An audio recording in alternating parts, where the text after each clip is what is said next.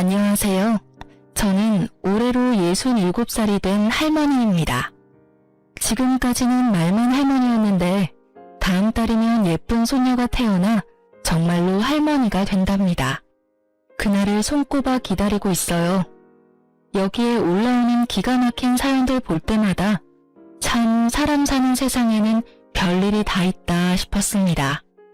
그래도 그런 별난 사연들에 울고 웃다 보면 제가 겪은 모진 세월의 상처도 조금씩 아무는 것 같더군요. 여기 사연을 보내는 사람들은 다 젊고 똑똑한 사람들 같아서 내 이야기를 보낼 생각은 전혀 못했는데 얼마 전에 딸이 엄마 이야기도 한번 보내보라고 용기를 주었어요.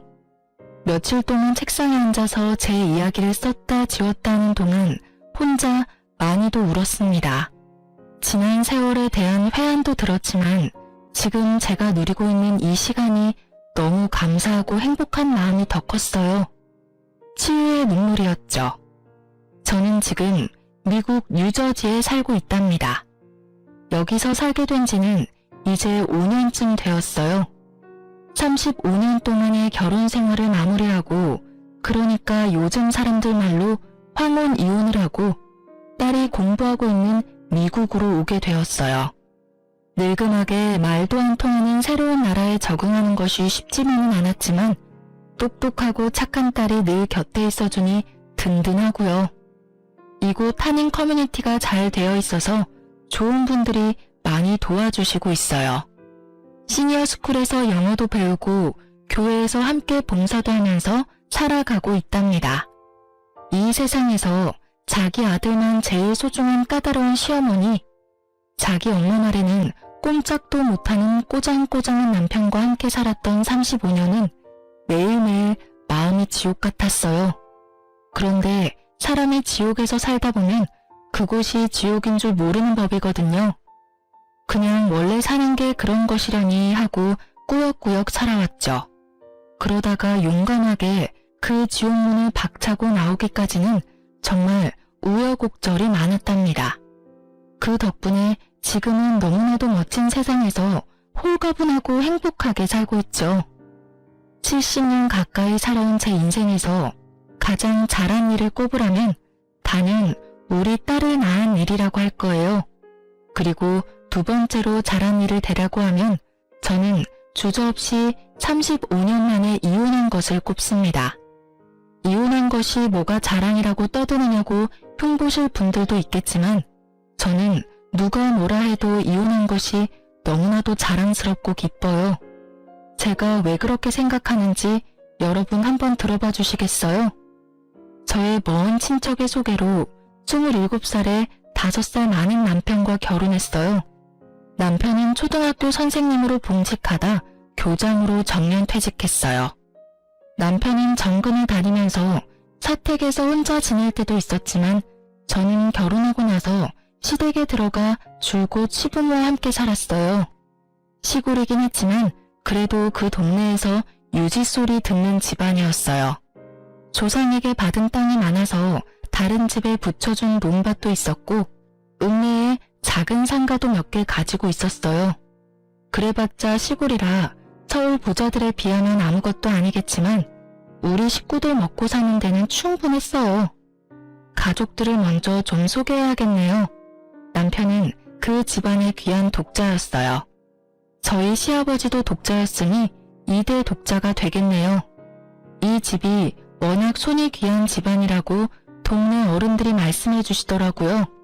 남편은 저에게도 선생처럼 굴었어요. 저한테 늘 권위적이었고 사소한 것까지 사사건건 꼬장꼬장하게 잔소리를 해댔어요.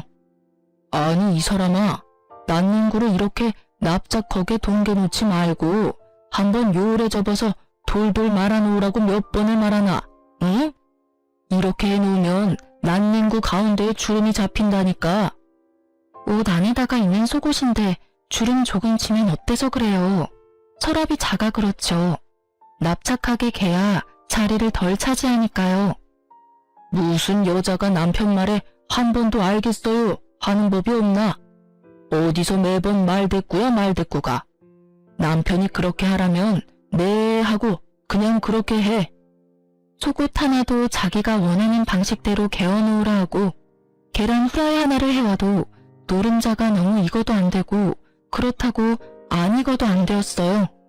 노른자에만 알갱이가 보이는 굵은 소금을 터널 올려야 하는데 속은 알갱이까지 세어보면서 많이 뿌렸네 적게 뿌렸네 잔소리를 하는 사람이었죠.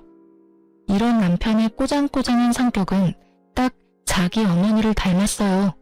시어머니는 90세가 다 되어가도록 허리 하나 굽지 않고 머리카락 하늘 흐트러지지 않은 차림을 했어요. 바늘로 찔러도 피 한 방울 안 나올 것 같았죠. 또 옛날 분이어서 어쩔 수 없다고는 하지만 아들에 대한 애착이 어마어마했고 아마 선호 사상도 강했어요. 이것 때문에 저와 제 딸이 겪은 수모는 이루 다 말할 수가 없죠. 제가 시집을 온 이후로 시어머니는 모든 집안일을 저에게 맡기고 본인은 전혀 하지 않았어요. 대신 항상 방문을 활짝 열고 방 안에 앉아서 제가 일하는 것을 매의 눈으로 감시했죠. 끊임없이 잔소리를 퍼부으면서요. 저도 우리 집에서 장녀로 커서 어렸을 때부터 집안일을 해왔기 때문에 집안일이 그렇게 서툴지는 않았어요. 그런데 시어머니는 아주 사소한 일도 자기가 원하는 방식으로 하라고 요구했어요. 그게 훨씬 더디고 불편한 방법이더라도요. 지금 생각해보면 시어머니는 제 모든 게 못마땅했던 것 같아요. 자기 아들이 너무 아까워서 그랬겠죠. 남편은 월급을 받아오면 전부 시어머니를 드렸어요. 그럼 시어머니가 거기서 쌀이나 연탄 같은 큰 살림을 계산하고 장볼 돈만 빠듯하게 저에게 주셨어요. 넉넉히 주는 것도 아니면서 늘 헤프게 쓴다고 야단을 했죠. 남편과 시어머니는 근검절약에는 아주 도같은 사람들이라 휴지 한 장 허투루 쓰는 법이 없었어요. 너 일로 와봐라. 이 휴지 이를 많이 둘둘 말아 쓴 거 이건 네 짓이다. 우리 집에는 이렇게 낭비하고 사치하는 사람이 없다. 똥 싸고는 딱 3칸만 쓰는 거다. 이런 작은 것부터 이리 헤프니까는 자꾸 생활비가 빵꾸 나는 기다. 네네, 어머니 알겠어요. 왜 화장실 쓰레기통까지 들고 나와 그러셔요.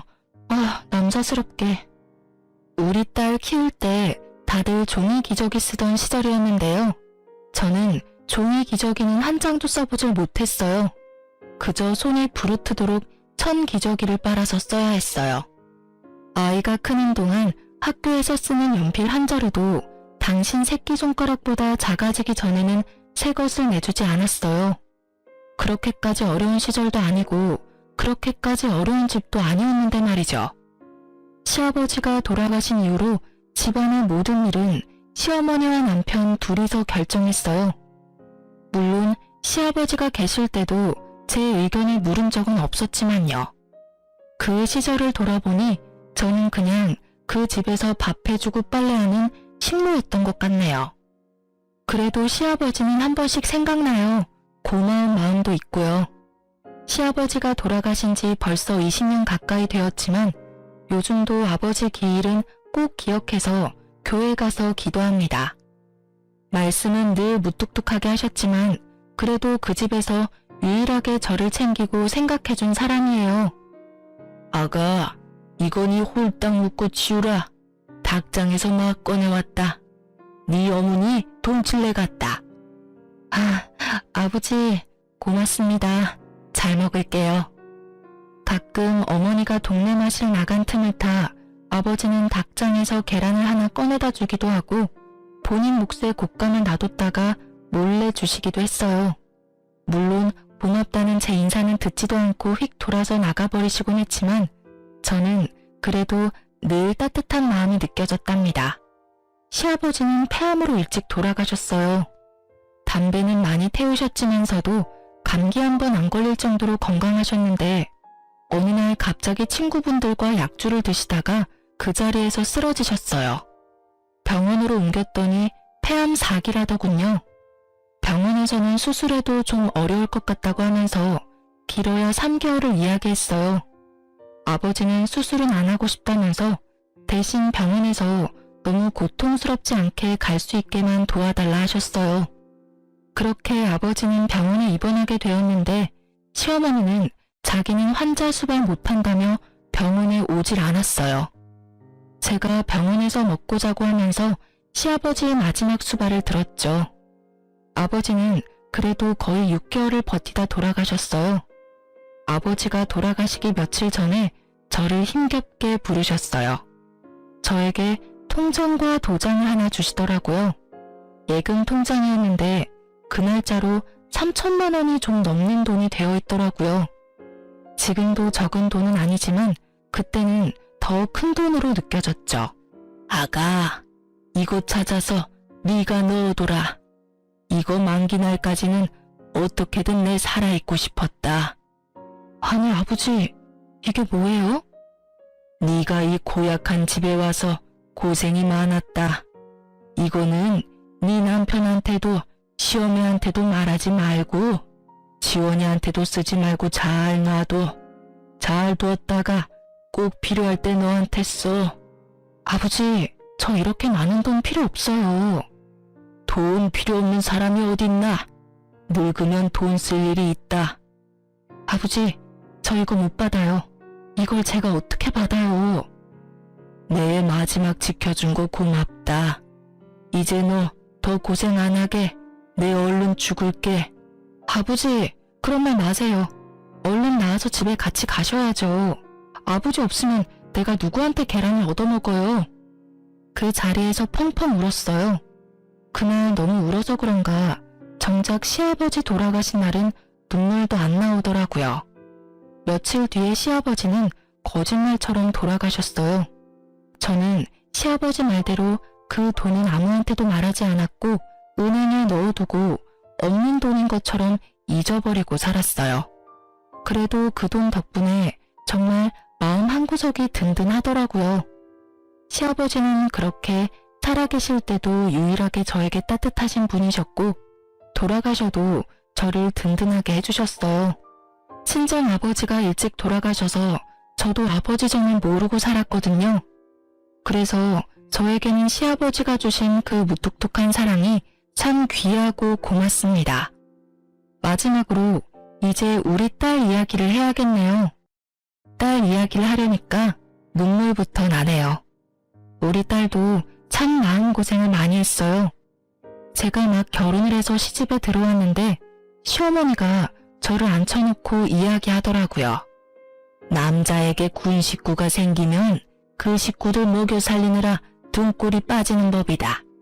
애 주렁주렁 낳아서 우리 귀한 아들 고생시키지 말고 딱 아들 하나만 낳아. 더 낳을 생각일랑 하지 말고. 아들을 낳으면 좋겠지만 만약에 딸이 나오면 어떡해요, 어머니? 저는 정말 궁금해서 물어봤어요. 어떻게 아들만 골라 낳을 수가 있나 싶어서요. 그게 제 마음대로 되는 게 아니잖아요.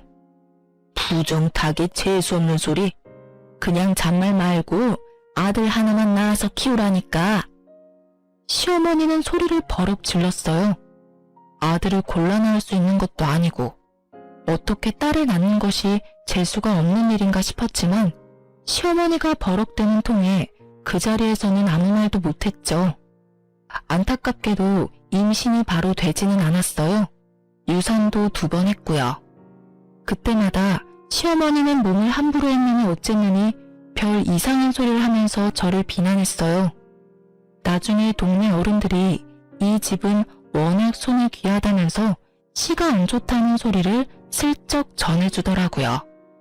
그래도 그때는 모든 게 제 탓인 것만 같았어요. 늘 주눅이 들어있었죠.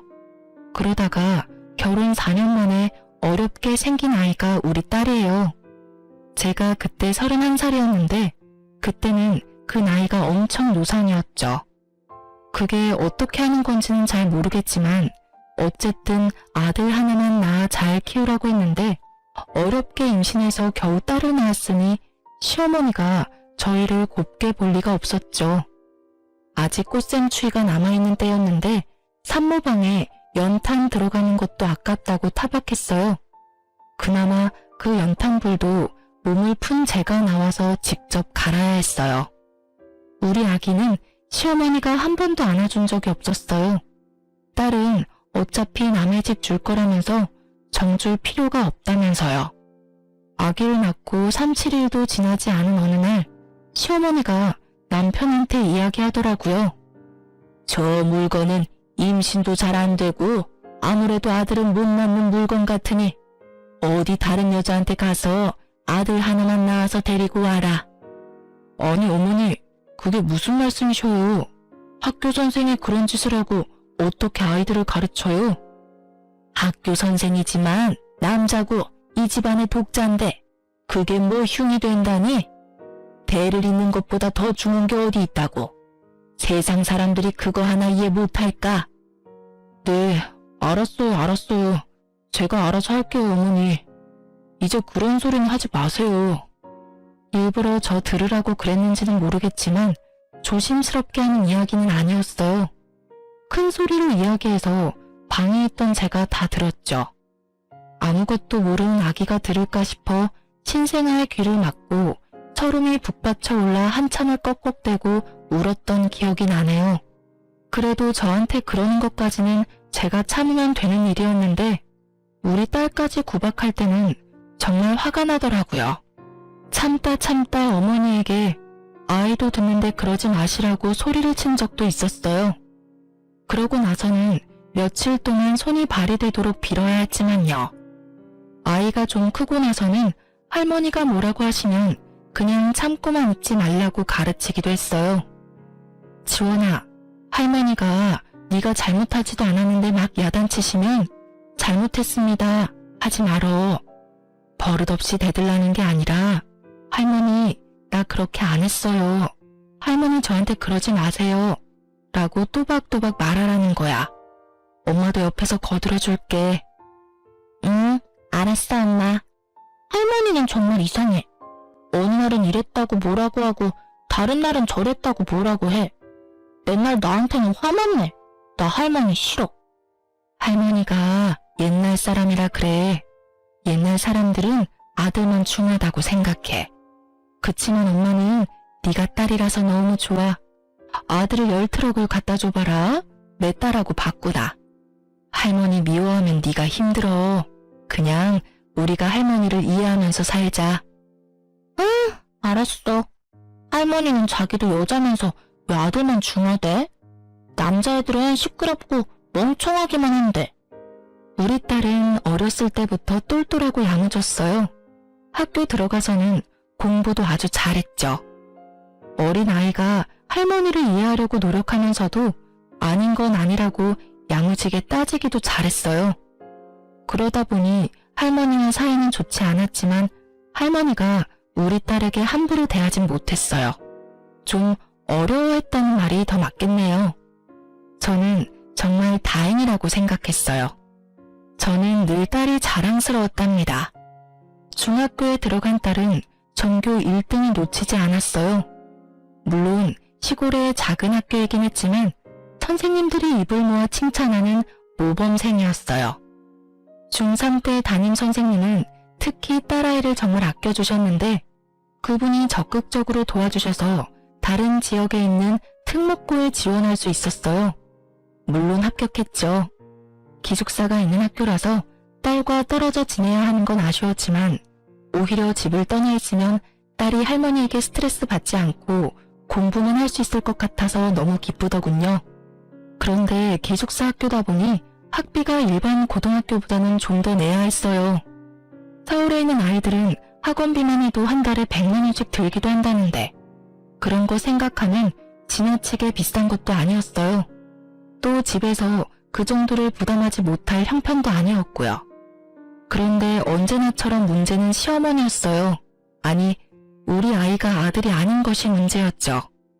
그깟 개집에 공부하는데 대학도 아니고 고등학교 다니면서 무슨 월사금을 그렇게나 많이 내느냐 말이다. 요즘에는 대학을 나와야 시집도 잘 가는 법이니 내가 대학은 얼마가 들어도 보내준다 이 말이다. 그런데 고등학교를 무신 한 달에 100만 원 돈을 내면서 다닌단 말이고 아들도 아니고 딸내미 공부시킨다고 이렇게 돈을 들이란 말이냐? 이게 3년이면 도대체 돈이 얼마고? 어머니, 그 학교가 아무나 가는 학교가 아니에요. 지원이가 똑똑해서 간 거예요. 그러니까 왜 남들은 멀쩡히 그냥 가는 학교를 계집애가 뭐 할 일 있다고 그 유난을 떨어야 한단 말이고. 요즘은 여자아이들도 공부를 많이 해요. 여자도 장관도 하고 회장도 하는 세상이잖아요. 여자는 시집 잘 가서 애 낳고 키우는 게 가장 좋은 팔자다. 여자가 밖으로 돌면 팔자가 드세지는 법이다. 시집 가서 남편 잘 섬기고 떡두꺼비 같은 아들 낳아 잘 키우는 게 여자에게 최고의 입신양명이다. 계집애가 그 돈 들여 공부를 해서 뭐 한단 말이고. 자고로 여자가 너무 먹물을 많이 먹으면 그 집안이 시끄러운 법이다. 남편은 자기도 선생님이고 그 학교가 좋다는 것을 잘 알고 있으면서도 이번에도 자기 엄마 말에는 꼼짝도 못했어요. 제 의견이요? 당연히 저에게는 묻지도 않았죠. 제가 아이를 그 학교에 보내고 싶다고 아무리 이야기해도 남편도 시어머니도 들은 척도 안 했어요. 제가 어머니에게 무릎 꿇고 사정도 해보았지만 눈 하나 깜짝하지 않더라고요. 아버님이 주신 돈으로 제가 보낼까 고민도 해봤지만 그렇게 하면 집안에 분란이 일어날 게 불보듯 뻔하더라고요. 그 돈이 어디서 났느냐서부터 따지기 시작해서 제가 집안 돈을 빼돌렸다고 몰아갈 것 같기도 하고요. 그런 분란이 무서워서 아이에게 그 학교를 못 간다는 말을 하는 심정은 말로 할 수가 없어요. 제가 너무 못나서 차라리 죽고 싶었으니까요. 아이를 붙들고 미안하다고 하면서 엉엉 울었어요. 아이는 오히려 덤덤하게 저를 위로하더라고요. 엄마, 나 정말 괜찮아. 걱정하지 마. 내가 가만히 생각해보니까 오히려 여기서 학교 다니는 게 내신 성적에 더 유리할 것 같아. 고등학교가 중요한 게 아니라 대학 가는 게 더 중요한 거잖아. 나 그냥 여기서 학교 다닐래. 지원아, 너는 이 집을 꼭 떠나야 해. 이 집에서 벗어나야 네가 마음껏 날개를 펼치고 살 수 있어. 그래, 고등학교는 어쩔 수 없게 되었지만 대학은 꼭 서울에 있는 좋은 대학을 가자. 너 하고 싶은 공부 있으면 멀리 유학도 가. 엄마가 어떻게든 너 하고 싶은 것 하면서 살 수 있게 도와줄게. 응, 엄마, 나 자신 있어. 서울대도 가고 유학도 갈 거야. 나중에 엄마랑 나랑 우리 둘이만 같이 살자. 내가 성공해서 엄마도 여기서 벗어나게 해줄게. 저는 그 일을 계기로 돈을 벌어야겠다고 마음먹었어요. 제가 경제적 능력이 없으면 결국 제 딸을 지켜줄 수가 없겠더라고요. 저는 배운 것도 부족하고 돈을 벌어본 일도 없으니 제가 할 수 있는 일은 한정되어 있었어요. 또 동네에서 일을 하면 시어머니와 남편의 귀에 들어갈 테고 그러면 또 여자가 어쩌고 하면서 절대 못하게 할 테니 버스를 몇 번씩 타고 다른 동네에 있는 인력사무소를 찾아갔어요. 집을 많이 비울 수도 없고 시어머니 눈치가 보여서 고정적으로 오래 하는 일은 못했지만 거기서 소개해주는 일은 어떻게든 기회와 핑계를 만들어서 했어요. 서너 시간 남의 집 청소도 하고 아이들 학원차 태워주는 일도 하고 바쁜 식당에서 설거지도 했어요. 시 경계를 넘어 사는 친정 동생이 아프다고 조카를 돌보러 간다는 핑계도 대고 아이 학교에서 무슨 일이 있다고도 하고 매번 그럴듯한 말을 지어내느라 진땀을 냈죠. 그맘때쯤 어머니는 동네 경로당에서 하루 종일 시간을 보낼 때가 많아서 어머니 없는 틈에 부지런히 일을 다녔어요. 일을 하고 오면 여기저기 안 아픈 데가 없었지만 우리 딸 위해서 돈을 모으는 재미에 힘든 줄도 모르고 열심히 살았어요. 우리 똑똑한 딸은 역시 고등학교에서도 전교 1등을 놓치지 않았고 대한민국 사람 누구나 다 아는 좋은 대학교에 들어갔어요. 대학교에서도 딸은 장학금을 받고 다녔어요. 다행히 제 아버지가 자취할 생활비 정도는 보내주더라고요. 딸에 대한 애정은 있는 사람이었어요. 딸이 공부 잘하는 것을 은근히 자랑스러워하기도 했고요. 그렇게 딸은 대학을 졸업하고 1년을 준비해서 미국으로 유학을 가게 되었어요. 미국에 있는 로스쿨에 합격을 했대요. 아는 사람 하나 없는 그 먼 데다가 딸을 보내는 마음이 꼭 내 심장 한 구석을 떼어내는 것 같았지만 우리 딸이 이 집으로부터 더 멀어진다는 사실에는 또 얼마나 안심이 되고 기분이 좋았는지 몰라요. 그런데 이번에는 시어머니는 물론 남편까지 딸의 유학을 반대하고 나섰죠. 여자애가 위험하게 어딜 혼자 그 먼 데를 가겠다는 거냐? 아는 사람 하나 없는 곳을. 너희 할머니도 노발대발 하신다. 너 절대 못 가게 하라고 난리시라고. 아빠, 저는 성인이에요. 아빠나 할머니의 허락이 필요한 나이가 아니라고요. 다른 사람들은 가고 싶어도 못 가는 학교예요. 제가 노력해서 제 힘으로 가게 되었어요. 제발 더 이상 제 앞길 막지 마세요. 너 유학 가려면 호적 파가지고 가라. 그럼 너는 이제 더 이상 내 딸 아니다. 호적은 아빠가 파주세요. 여자라는 이유로 지금까지 제 앞길 가로막은 그 호적을 알아서 빼주신다면 저는 너무 감사하죠. 그렇게 딸은 유학을 떠났어요. 저는 눈치가 보여서 공항에도 나가보지 못했어요. 물론 다 큰 아이고 똑똑한 아이지만 혼자서 그 먼 데를 떠났다고 생각하니 어찌나 먹먹한지 그날 하루 종일 하늘만 보면서 눈물을 훔쳤네요. 그래도 아이가 떠나는 날 제가 그동안 차곡차곡 모았던 돈을 딸에게 보내줬어요.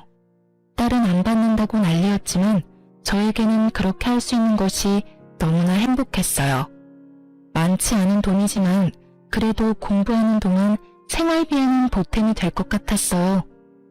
우리 딸에게 처음으로 엄마 노릇을 제대로 한 것 같더라고요. 미국에 간 딸은 제 아빠와는 정말 연락을 하지 않았지만 저와는 매일 인터넷 통화도 자주 했어요. 그러던 어느 날 목욕탕에서 세신을 해주신 아주머니가 저에게 오른쪽 가슴에 뭐가 만져진다고 병원 한번 가보라는 거예요. 자기 언니가 그랬다면서요. 그러고 보니 제가 만져봐도 덩어리 같은 것이 잡히더라고요. 아무리 만져봐도 느낌이 좀 이상했어요. 딸과 이야기를 나누다가 이 이야기를 했더니 마침 딸이 얼마 후에 방학이라 한국에 오겠다면서 이참에 건강검진을 같이 해보자고 예약을 해주었어요. 유방암 3기였어요. 암의 크기가 크다고 당장 수술을 받으라 하더라고요. 이럴 경우 5년 이상의 생존율이 40%밖에 안 된다면서요. 당장 수술 날짜를 잡고 일단 집으로 내려와서 남편과 시어머니에게 이 사실을 알렸어요. 남편은 좀 놀란 얼굴로 말이 없었는데 시어머니는 대뜸 수술하지 말라는 소리부터 하더라고요.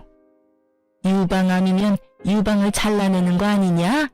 아이고, 이제 하다하다 내 아들이 한쪽 유방이 없는 여자랑 살라는 소리냐? 곧 쓸데없이 수술할 거 없다. 암 수술이면 돈도 한두 푼 드는 것도 아니고 저 우리 옆 동네 산에 암 걸려서 요양 온 사람 있는데 여 와서 3년 동안 공기 좋은 데 있으면서 누룩나무 껍질 차 다려 먹었더니 암이 싹 다 낫다더라. 너도 여기서 누룩나무 껍질 다려 먹고 요양하면 다 나을 건데 무슨 가슴 잘라내는 수술을 한다니? 어머니, 제가 일단 같이 병원에 갔다 와 볼게요. 진짜 수술을 해야 하는 건지 어쩐 건지 제가 잘 알아보고 올게요. 시어머니의 그 말에 없던 정도 뚝 떨어졌어요. 그래도 반평생을 함께 살아오면서 식구들 밥해 먹이고 빨래해준 공이 있는데 고작 하는 소리가 유방 없는 여자랑 사는 아들이 불쌍하니 누룩나무 껍질이나 다려 먹으라뇨. 기가 차서 말도 안 나오더라고요. 입원하는 날 병원에 따라온 남편은 무슨 검사를 왜 하는지 하나하나 따지고 물었어요. 검사하는 데마다 쫓아다니면서 간호사 선생님을 괴롭히더라고요. 제가 걱정되어서 묻는 게 아니라 괜히 쓸데없는 검사를 해서 돈 나가는 건 아닌지를 걱정하는 것 같았어요. 자기 마음대로 병실도 제일 싼 거로 한다고 하고 입원도 하루라도 적게 하게 하려고 억지를 부리기도 하고 수술 후에 수술 부위 고통을 줄여주는 진통제를 돈을 내고 선택할 수 있다고 하니 제가 원래 참는데 도살하면서 하지 말라 하더라고요. 저한테는 묻지도 않고요. 화가 치밀어 올랐어요. 아무리 천하제일의 짠돌이라지만 평생 자기 집에서 밥하고 빨래하고 자기 수발 시어머니 수발에 시아버지 병수발까지 다 든 내가 아프다는데 쫓아다니면서 계산기를 두드리고 있는 모습이 정말 꼴보기 싫었어요. 할 수만 있다면 종이짝처럼 구겨서 박박 찢어버리고 싶더라고요. 나 돈 있어요. 뭐라고? 내 수술할 돈 있으니 쫓아다니면서 이렇게 계산기 두드리지 않아도 된다고요. 아니, 당신이 돈이 어디서 나? 그리고 그걸 왜 이제 이야기하는 거야? 괜히 머리만 아팠네. 뭐, 돈이 어디서 났는데? 아니, 그보다 얼마나 있는데? 집으로 가세요. 그리고 이제 병원에 오지 마세요. 내 수술도 내가 알아서 하고 죽어도 혼자 죽을랍니다. 그깟 유방암으로 요즘 안 죽어. 당신 죽으면 우리 어머니는 누가 돌봐? 절대 죽으면 안 되지. 그나저나 돈이 얼마나 있는데? 내가 죽으면 자기 어머니를 돌볼 사람이 없다는 말에 저도 우리 시아버지처럼 수술 받지 말고 그냥 죽어버릴까도 잠깐 생각했어요. 더는 그 집에서 살고 싶지가 않더라고요. 내가 이 집에서 떠나려면 죽는 방법밖에 없다고 생각했어요. 그런데 그 말을 듣고 있던 딸이 미친 사람처럼 제 아빠에게 화를 내더라고요. 아빠한테는 지금 엄마가 살아야 하는 이유가 고작 할머니를 돌보기 위해서예요? 세상에, 아빠가 그러고도 사람이에요. 엄마가 지금까지 어떻게 살았는데, 할아버지 병수발도 엄마가 다 했는데, 엄마가 아니라는데 고작 나와서 할머니를 돌보라는 소리를 해요? 아니, 너 왜 소리를 지르고 그러냐? 아빠와 할머니는 사람이 아니에요. 양심도 없고 염치도 없어요. 사람의 탈을 쓴 악마라고요. 엄마 말대로 그냥 집에 가세요. 가서 병원에 다시는 얼씬대지 마세요. 엄마는 내가 돌봐요. 아빠 얼굴 보면 엄마가 더 아플 것 같아요. 병원에 그림자라도 나타나면 나 가만히 있지 않을 거예요. 다시는 오지 마시라고요. 아셨어요? 딸이 그렇게 화를 내는 모습을 보니 정신이 번쩍 들었어요. 그리고 내가 살아야겠다 생각했어요. 수술을 잘 받고 살아나서 이 사람하고 이혼해야겠다고, 이 지긋지긋한 곳을 떠나야겠다고요. 다 큰 딸이 입 바른 소리를 하니 남편은 별 대꾸도 못하고 멍하니 서 있다가 쓴 입맛을 다시면서 돌아갔어요. 딸에게 수술하고 건강해져서 남편과 이혼하겠다고 이야기했어요. 딸은 저를 꼭 끌어안고는 자기가 도와주겠다고 하더라고요. 엄마, 수술 잘 받고 보란듯이 건강해져서 나랑 미국 가서 살자. 내가 성공해서 엄마 그 집에서 데리고 나온다고 했잖아. 내가 아직 성공은 못했지만 내가 최선을 다해서 도와줄게. 엄마, 아무것도 걱정하지 마. 그래, 엄마 수술 잘 받고 건강해질게. 너랑 둘이만 산다는 생각만 해도 병이 다 낫는 것 같다. 그렇게 서로 부둥켜 안고 한참을 울었네요. 다행히 수술은 성공적이었어요. 암의 크기가 커서 걱정했는데 천만다행으로 전이가 많이 된 상태는 아니었다고 하더라고요.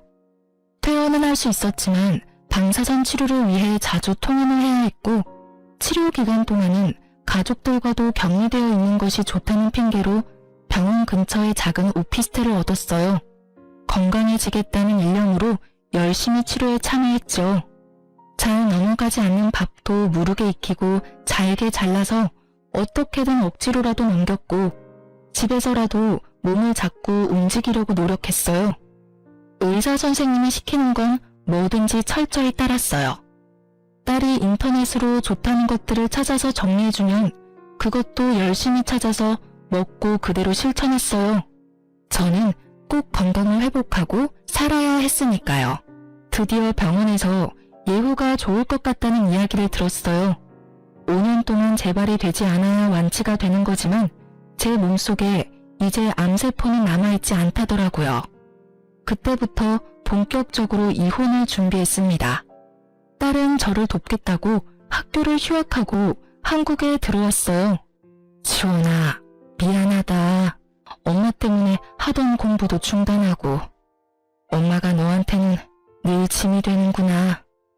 엄마, 무슨 소리야.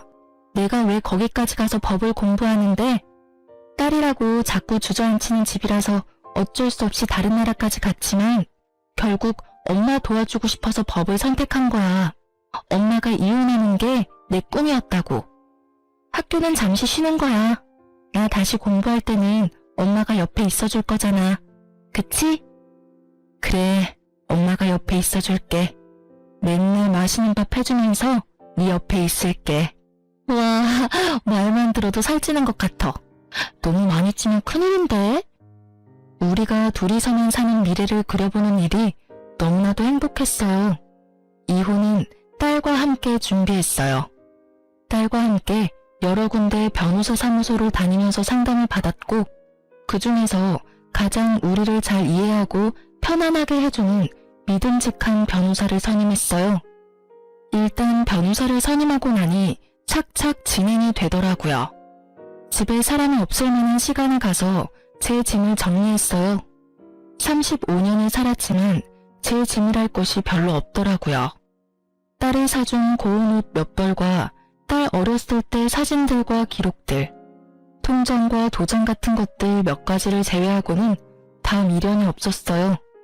그렇게 단출한 짐을 챙겨서 나오는데 동네 경로당에 있을 거라 생각했던 시어머니와 길에서 딱 마주쳤어요. 저는 갑자기 심장이 내려앉는 줄 알았죠. 그런데 어머니가 좀 이상하더라고요. 왜 날 그렇게 쳐다보시오? 이 동네 사람인가? 아, 네. 아니, 그러니까... 에이, 별 정신없는 사람 다 보겠네. 누구냐고 묻는데 왜 말을 못해? 그때 이웃에 사는 아주머니가 나타나 제 손을 끌고 가면서 말했어요. 아이고, 우리 집에 온 손님이네. 어르신, 어디 가시는 길이에요? 경로당에 있지 왜 돌아다니셔? 아들이 또 찾느라 고생하겠네. 얼른 경로당에 가 계셔요. 네? 경로당 가는 길이요. 경로당 가는 길이 맞는데 왜 안 나오나 그래? 아주머니는 저를 자기 집으로 데리고 들어갔어요. 암에 걸렸다는 이야기를 듣고 걱정했다고 하시며 제 손을 쓸어주셨어요. 저보다 10살 많은 친정 언니 같은 분이었는데 제가 형님 하면서 잘 따랐어요. 저는 그간에 있었던 일들을 이야기하며 형님 앞에서 펑펑 울었답니다. 형님도 제 손을 잡고 눈물을 흘리셨어요. 그래, 지원 엄마야. 잘 생각했다. 아까 어머니 이상한 거 봤지? 검사 결과 치매란다. 치매요? 아니, 언제부터 어쩌다가요?